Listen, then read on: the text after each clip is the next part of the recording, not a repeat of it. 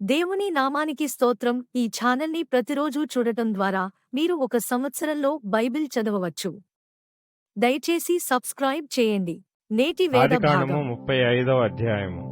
దేవుడు యాకోబుతో, నీవు లేచి బేతెలునకు వెళ్లి అక్కడ నివసించి నీ సహోదరుడైన ఏశావు ఎదుట నుండి నీవు పారిపోయినప్పుడు నీకు కనబడిన దేవునికి అక్కడ బలిపీఠమును కట్టుమని చెప్పగా, యాకోబు తన ఇంటి వారితోనూ తన యొద్దనున్న వారందరితోనూ, మీ యొద్దనున్న అన్య దేవతలను పారవేసి మిమ్మును మీరు శుచిపరచుకొని మీ వస్త్రములను మార్చుకొనిడి. మనము లేచి బేతెలునకు వెళ్ళుదుము. నా శ్రమ దినమున నాకుత్తరమిచ్చి నేను వెళ్లిన మార్గమున నాకు తోడైయుండిన దేవుని బలిపీఠమును అక్కడ కట్టెదనని చెప్పెను. వారు తమ యొద్దనున్న అన్ని దేవతలనన్నిటినీ తమ చెవులనున్న పోగులను యాకోబునకు అప్పగింపగా, యాకోబు షెకెము దగ్గరనున్న మస్తకి వృక్షము క్రింద వాటిని దాచిపెట్టెను. వారు ప్రయాణమై పోయినప్పుడు దేవుని భయము వారి చుట్టూనున్న పట్టణముల మీద నుండెను గనుక వారు యాకోబు కుమారులను తరమలేదు. యాకోబును అతనితోనున్న జనులందరూ కనానులో లూజుకు అనగా బేతెలునకు వచ్చిరి. అతడు తన సహోదరుని ఎదుట నుండి పారిపోయినప్పుడు దేవుడు అక్కడ అతనికి ప్రత్యక్షమాయెను గనుక అక్కడ బలిపీఠమును కట్టి ఆ చోటికి ఏల్ బేతేలను పేరు పెట్టెను. రిబ్కా దాది అయిన దెబోరా చనిపోయి బేతెలునకు దిగువనున్న సింధూర వృక్షము క్రింద పాతిపెట్టబడెను. దానికి అల్లోను బాకూత్ అని పేరు పెట్టబడెను. యాకోబు పద్దనరాము నుండి వచ్చుచుండగా దేవుడు తిరిగి అతనికి ప్రత్యక్షమై అతనిని ఆశీర్వదించెను.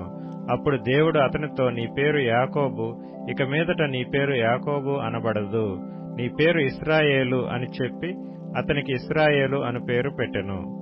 మరియు దేవుడు, నేను సర్వశక్తిగల దేవుడను, నీవు ఫలించి అభివృద్ధి పొందుము, జనమును జనముల సమూహమును నీ వలన కలుగును, రాజులను నీ గర్భవాసమున పుట్టెదరు.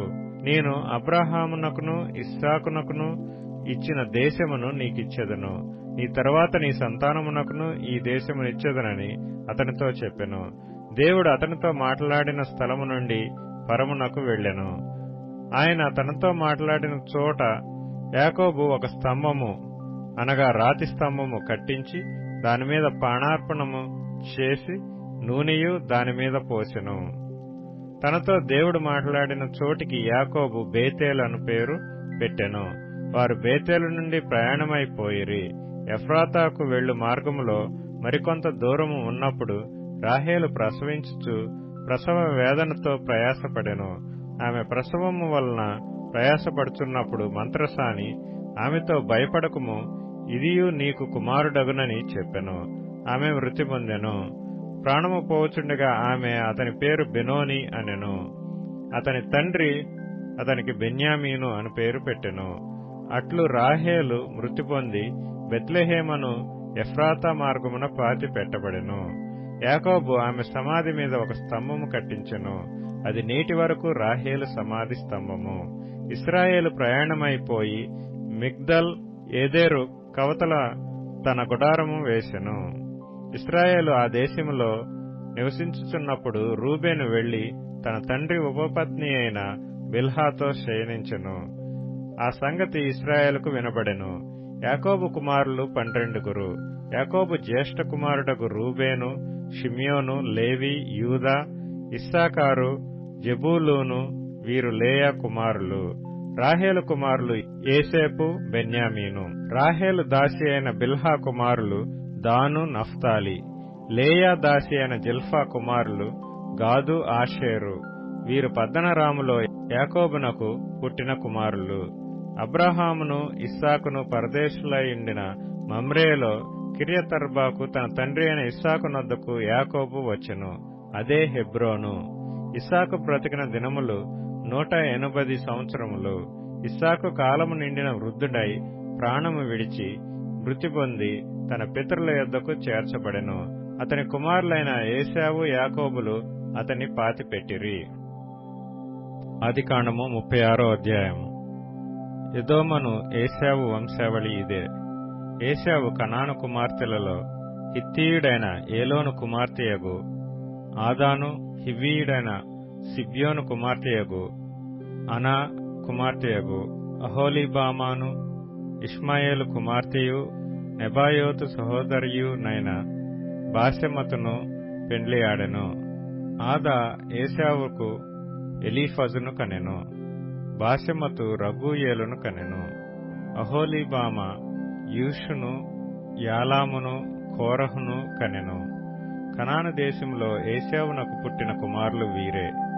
ఏశావు తన భార్యలను, తన కుమారులను, తన కుమార్తెలను, తన ఇంటివారినందరినీ, తన మందలను, తన సమస్త పశువులను, తాను కనాను దేశంలో సంపాదించిన ఆస్తి యావత్తును తీసుకొని తన తమ్ముడైన యాకోబు ఎదుటి నుండి మరి ఒక దేశమునకు వెళ్లిపోయెను. వారు విస్తారమైన సంపద గలవారు గనుక వారు కలిసి నివసింపలేకపోయిరి. వారి పశువులు విశేషమై ఉన్నందున వారు పరదేశులై ఉండిన భూమి వారిని భరింపలేకపోయెను. అప్పుడు ఏశావు శేయీరు మన్యములో నివసించెను. ఏశావు అనగా ఎదోము. శేయీరు మన్యములో నివసించిన ఎదోమీయుల తండ్రి అయిన ఏశావు వంశావళి ఇదే. ఏశావు కుమారుల పేర్లు ఇవే. ఏశావు భార్య అయిన ఆదా కుమారుడగు ఎలీఫజును, ఏశావు భార్య అయిన బాసెమతు కుమారుడగు రగూయేలును. ఎలీఫజు కుమారులు తేమాను, ఓమారు, సెపో, గాతాము, కనజు. తిమ్నా ఏశావు కుమారుడైన ఎలీఫజుకు ఉపపత్ని. ఆమె ఎలీఫజుకు అమాలేకును కనెను. వీరు ఏశావు భార్య అయిన ఆదా కుమారులు. రగూయేలు కుమారులు నహతు, జరహు, షమ్మా, మిజ్జా. వీరు ఏశావు భార్య అయిన బాసెమతు కుమారులు. ఏశావు భార్యయు సిబ్యోను కుమార్తెయగు అనా కుమార్తెయు నైన అహోలీబామా కుమారులు ఎవరనగా ఆమె ఏశావునకు కనిన యూషు, యాలాము, కోరహు. ఏశావు కుమారులలో వీరు నాయకులు. ఏశావు ప్రథమ కుమారుడైన ఎలీఫజు కుమారులు తేమాను నాయకుడు, ఓమారు నాయకుడు, సెపో నాయకుడు, కనజు నాయకుడు, కోరహు నాయకుడు, గాతాము నాయకుడు, అమాలేకు నాయకుడు. వీరు ఎదోము దేశమందు ఎలీఫజు నాయకులు. వీరు ఆదా కుమారులు. వీరు ఏశావు కుమారుడైన రగూయేలు కుమారులు. నహతు నాయకుడు, జరహు నాయకుడు, షమ్మా నాయకుడు, మిజ్జా నాయకుడు. వీరు ఎదోము దేశమందు రగూయేలు సంతానపు నాయకులు. వీరు ఏశావు భార్య అయిన బాసెమతు కుమారులు. వీరు ఏశావు భార్య అయిన అహోలీబామా కుమారులు. ఈషు నాయకుడు, ఎగ్లాము నాయకుడు, కోరహు నాయకుడు. వీరు అనా కుమార్తెయు ఏశావు భార్య అయిన అహోలీబామా పుత్ర సంతానపు నాయకులు. ఎదోమను ఏశావు కుమారులు వీరు. వారి వారి సంతానపు నాయకులు వీరు.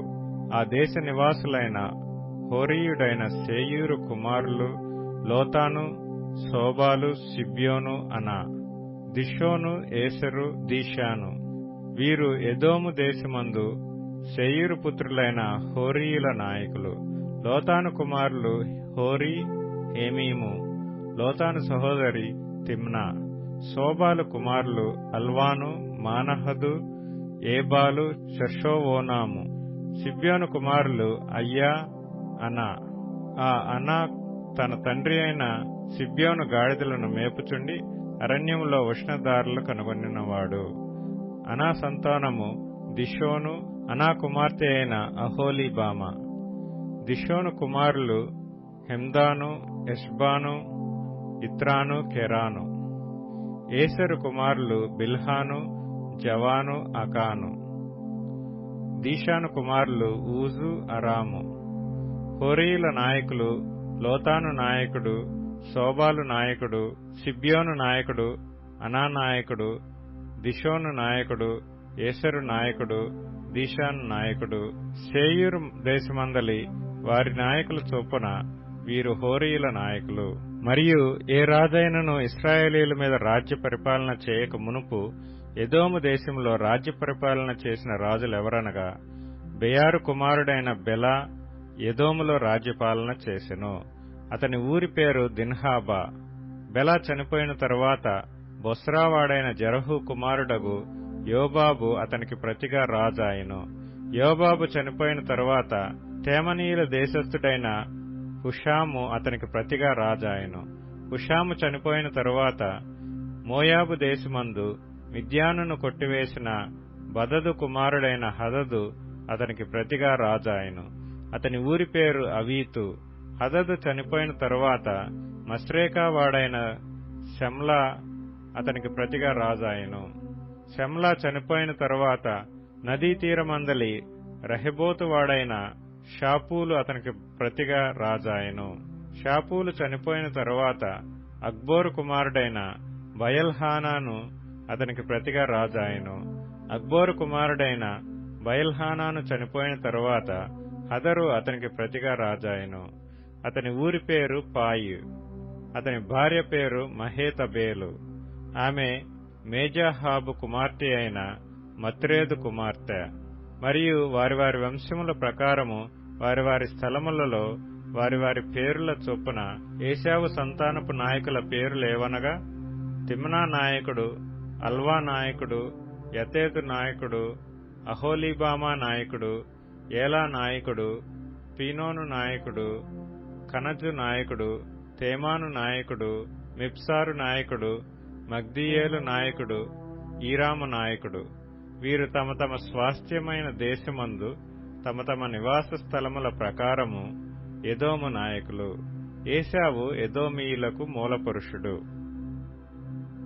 మార్కు సువార్త 7వ అధ్యాయం. యెరూషలేము నుండి వచ్చిన పరిసయ్యులను శాస్త్రులలో కొందరును ఆయన యొద్దకు కూడివచ్చి ఆయన శిష్యులలో కొందరు అపవిత్రమైన చేతులతో అనగా కడగని చేతులతో భోజనము చేయుట చూచిరి. పరిసయ్యులను యూదులందరూ పెద్దల పారంపర్యాచారమును బట్టి చేతులు కడుక్కుంటేనే గాని భోజనము చేయరు. పరిసయ్యులను యూదులందరూ పెద్దల పారంపర్యాచారమును బట్టి చేతులు కడుగుకొంటేనే గాని భోజనము చేయరు. మరియు వారు సంత నుండి వచ్చినప్పుడు నీళ్లు చల్లుకుంటేనే గాని భోజనము చేయరు. ఇదియుగాక గిన్నెలను కుండలను ఇత్తడి పాత్రలను నీళ్లలో కడుగుట మొదలగు అనేకాచారములను వారనుసరించెడివారు. అప్పుడు పరిసయ్యులను శాస్త్రులను, నీ శిష్యులెందుకు పెద్దల పారంపర్యాచారము చొప్పున నడుచుకొనక అపవిత్రమైన చేతులతో భోజనము చేయుదురని ఆయననడిగిరి. అందుకు ఆయన వారితో ఇలాగు చెప్పెను, ఈ ప్రజలు పెదవులతో నన్ను ఘనపరచుదురు గాని వారి హృదయము నాకు దూరముగా ఉన్నది. వారు మానవులు కల్పించిన పద్ధతులు దేవోపదేశములను బోధించుచు నన్ను వ్యర్థముగా ఆరాధించుదురు. వ్రాయబడినట్టు వేషధారులైన మిమ్మును గూర్చి యెషయా ప్రవచించినది సరియే. మీరు దేవుని ఆజ్ఞను విడిచిపెట్టి మనుషుల పారంపర్యాచారమును గైకొనుచున్నారు. మరియు ఆయన మీరు మీ పారంపర్యాచారమును గైకొనుటకు దేవుని ఆజ్ఞను బొత్తిగా నిరాకరించుదురు. నీ తల్లిదండ్రులను గణపరచవలెననియు తండ్రినైనను తల్లినైనను దూషించు వానికి మరణశిక్ష విధింపవలెననియు మోషే చెప్పెను గదా.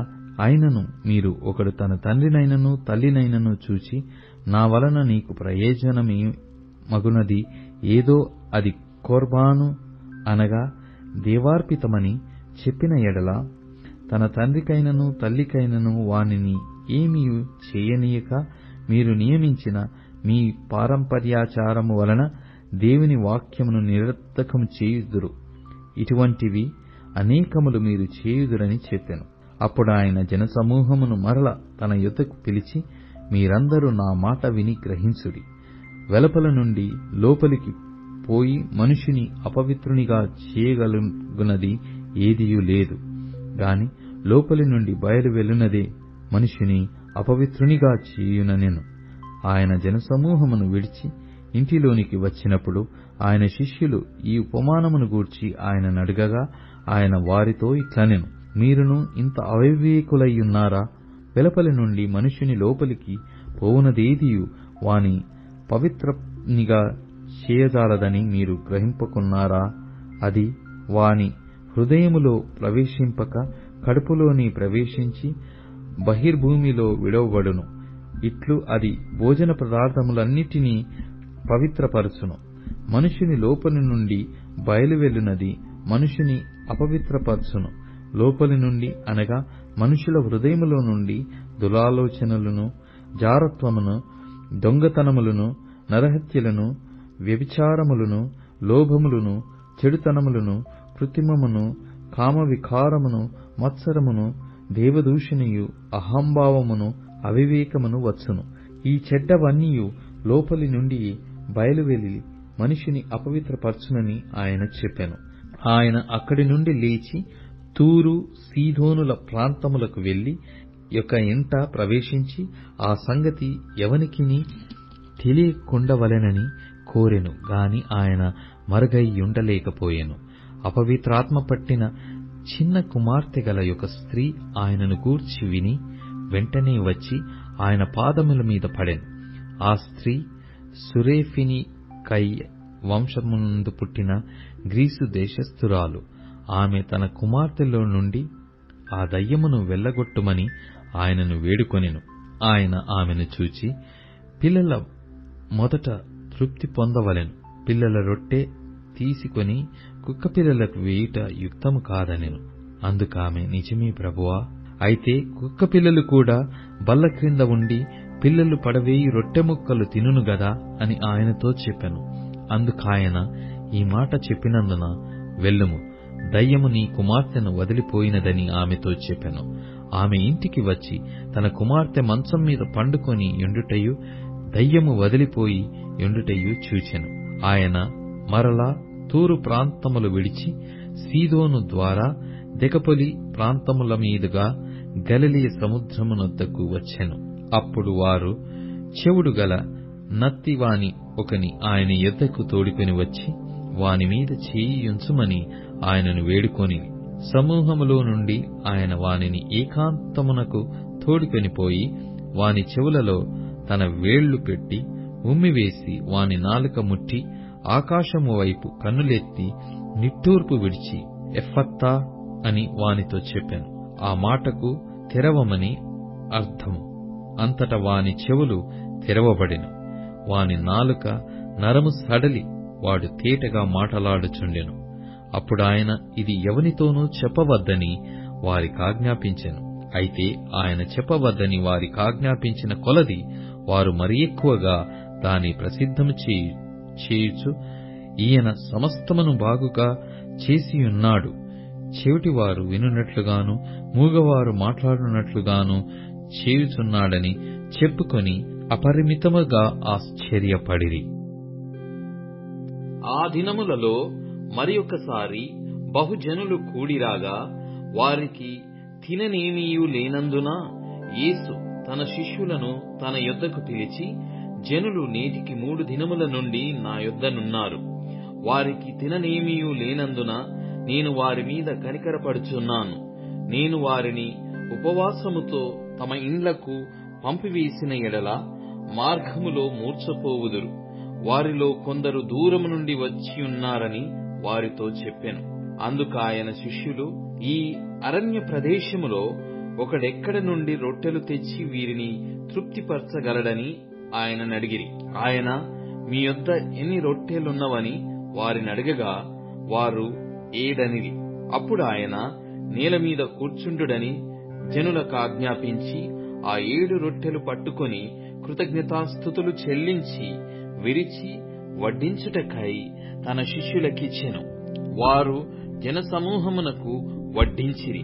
కొన్ని చిన్న చేపలు కూడా వారి యొద్ద నుండగా ఆయన ఆశీర్వదించి వాటిని కూడా వడ్డించుడని చెప్పెను.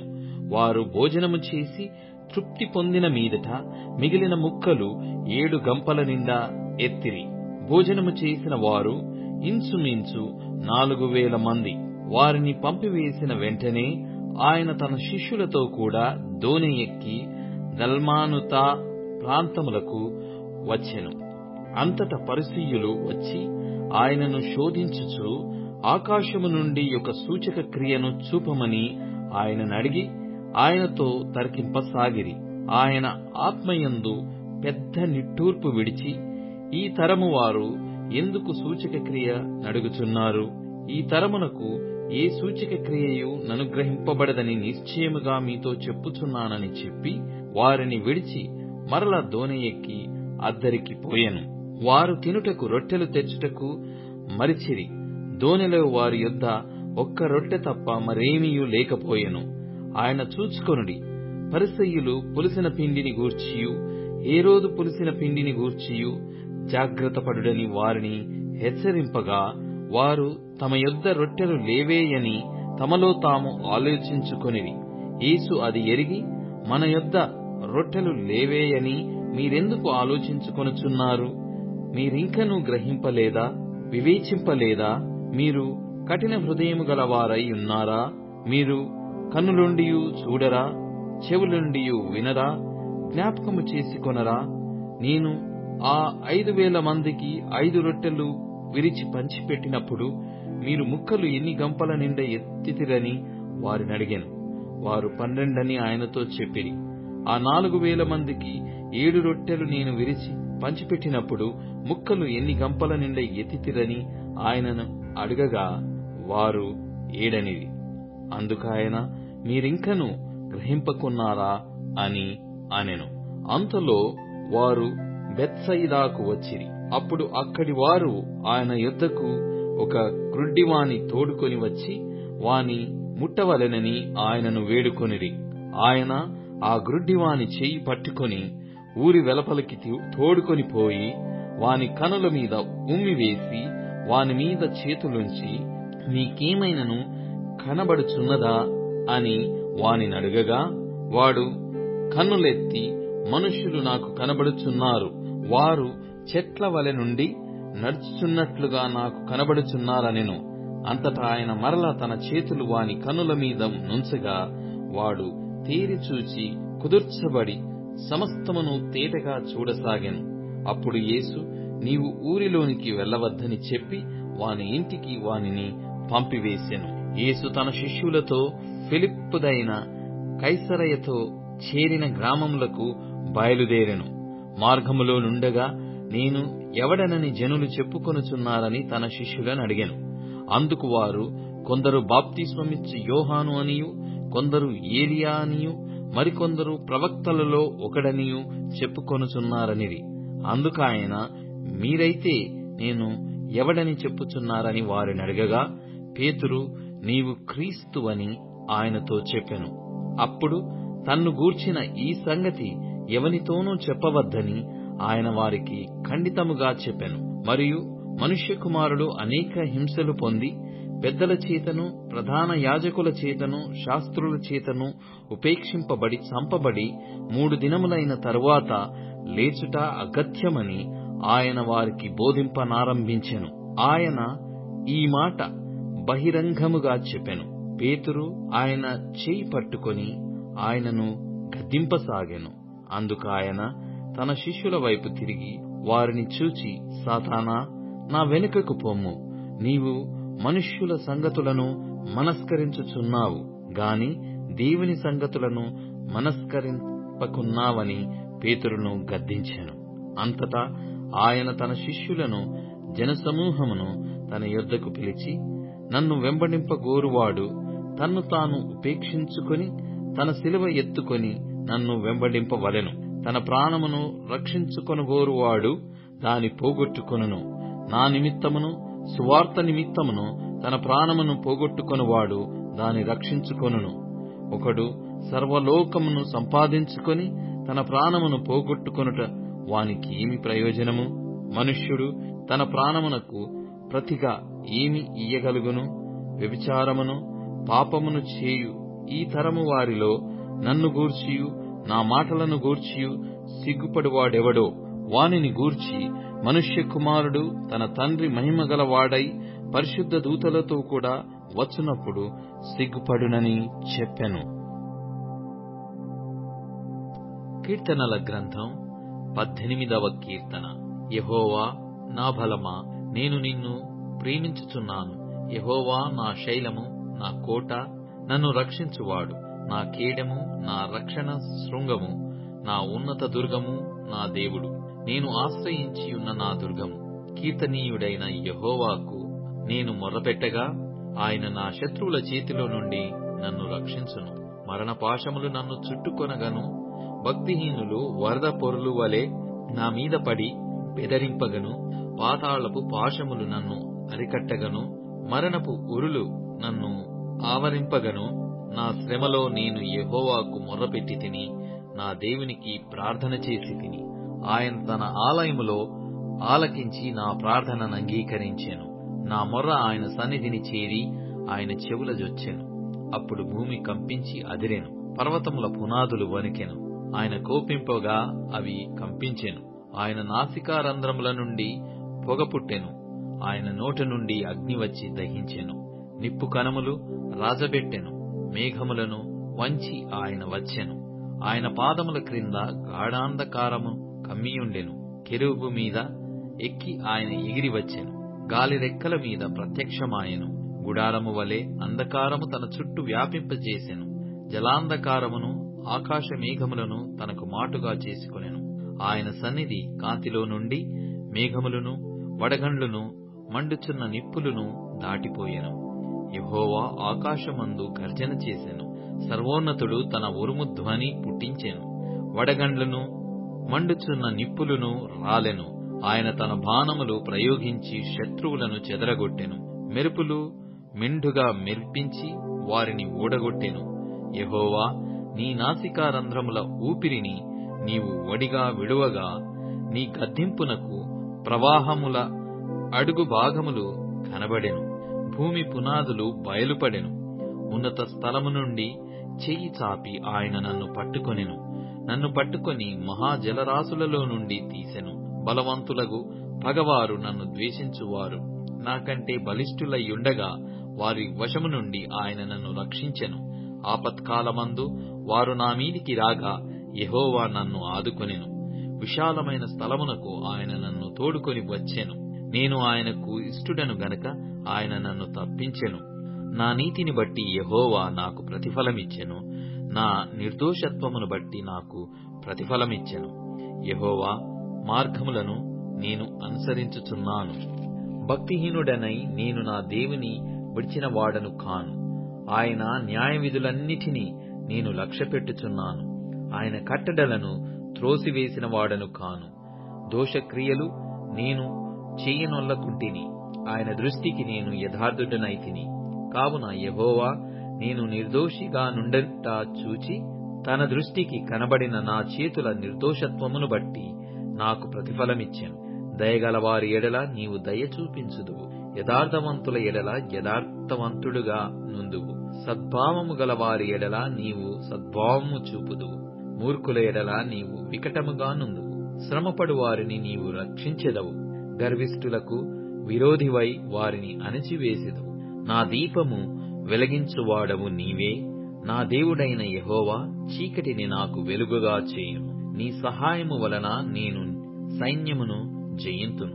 నా దేవుని సహాయము వలన ప్రాకారమును దాటుదును. దేవుడు యథార్థవంతుడు. యెహోవా వాక్కు నిర్మలం. తన శరణు జొచ్చు వారికందరికీ ఆయన కేడెం. యెహోవా తప్ప దేవుడేడి? మన దేవుడు తప్ప ఆశ్రయదుర్గమేది? నాకు బలము ధరింపజేయువాడు ఆయనే. నన్ను యథార్థ మార్గమున నడిపించువాడు ఆయనే. ఆయన నా కాళ్ళు జింక కాళ్ల వలె చేయుచున్నాడు. ఎత్తైన స్థలముల మీద నన్ను నిలుపుచున్నాడు. నా చేతులకు యుద్ధము చేయ నేర్పువాడు ఆయనే. నా బాహువులు ఇత్తడి విల్లును ఎక్కుపెట్టును. నీ రక్షణ కేడెమును నీవు నాకందించుచున్నావు. నీ కుడి చెయ్యి నన్ను ఆదుకొనెను. నీ సాత్వికము నన్ను గొప్ప చేసెను. నా పాదములకు చోటు విశాలపరిచితివి. నా చీల మండలు బెణకలేదు. నా శత్రువులను తరిమి పట్టుకొందును. వారిని నశింపజేయు వరకు నేను తిరగను. వారు నా పాదముల క్రింద పడుదురు. వారు లేవలేకపోవునట్లు నేను వారిని అణగద్రొక్కుదును.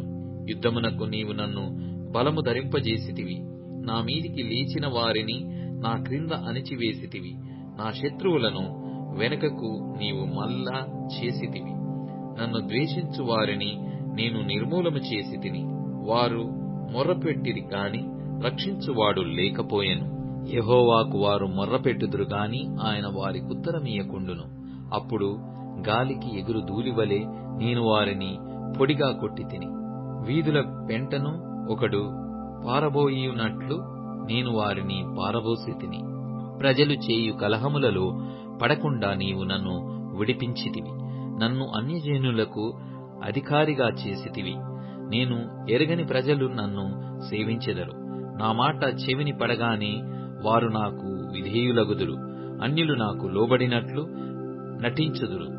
అన్యులు నిస్త్రాణ గలవారై వణుకుచు తమ దుర్గములను విడిచి వచ్చెదరు. యెహోవా జీవము గలవాడు, నా ఆశ్రయ దుర్గమైన వాడు స్తోత్రార్హుడు. నా రక్షణకర్తయైన దేవుడు బహుగా స్తుతి నొందునుగాక. ఆయన నా నిమిత్తము ప్రతిదండన చేయు దేవుడు. జనములను నాకు లోపర్చువాడు ఆయనే. ఆయన నా శత్రువుల చేతిలో నుండి నన్ను విడిపించును. నా మీదికి లేచువారి కంటే ఎత్తుగా నీవు నన్ను హెచ్చించుదువు.